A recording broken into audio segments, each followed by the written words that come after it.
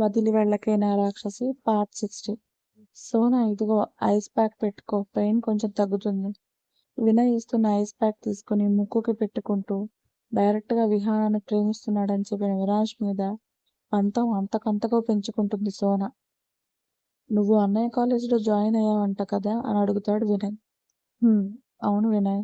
ఎలా ఉంది college? Not bad. అన్నయ్య ఉన్నాడుగా, నిన్నెవరు ఇబ్బంది పెట్టినా వాడికి చెప్పు, సరేనా?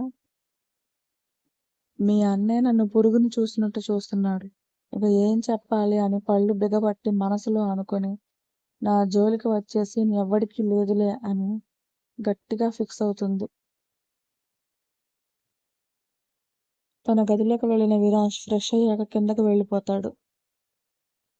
అరే దేవ్, ఎలా ఉన్నావు అని జయరాజ్ అడగడంతో బాగున్నాను అన్న ఒక్క మాట మాత్రమే అతని నోటి నుండి వస్తుంది.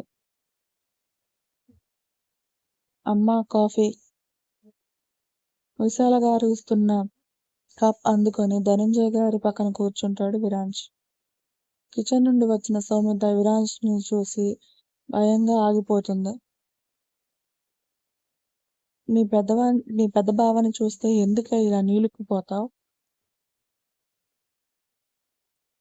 విశాల గారి వాయిస్ కి బావ చిన్నప్పుడు హోంవర్క్ చేయలేని చెవి మెలేసేవాడు అత్త, అందుకే నాకు విరాజ్ బావ అంటే చచ్చేంత భయం. ఇప్పుడు వాడు అలా ఏం లేడు, చక్కగా వెళ్ళి పలకరించు. అమ్మో, నా వల్ల కాదు. నా మాట విని వెళ్ళి మాట్లాడు. నిన్ను ఒక్క మాట అన్నా నేను ఊరుకోను, సరేనా? ఏంటో అత్త, అవసరమా మనకిదంతా? ముందు నువ్వు వెళ్ళవే. సరే అని మెల్లిగా విరాజ్ దగ్గరికి వెళ్ళి బాగున్నావా బావా అని చీమలా గొణుగుతుంది సౌమిత.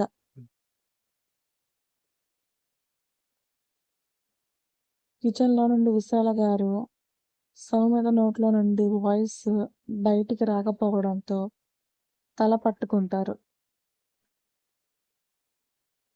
కాఫీ ఫినిష్ అవడంతో తల పైకెత్తిన విరాజ్ సౌమిత వంక ఏంటి అన్నట్టు చూస్తాడు. బాగున్నావా బావా అని కష్టంగా నోరు విప్పుతుంది. బాగున్నాను, నువ్వెలా ఉన్నావు?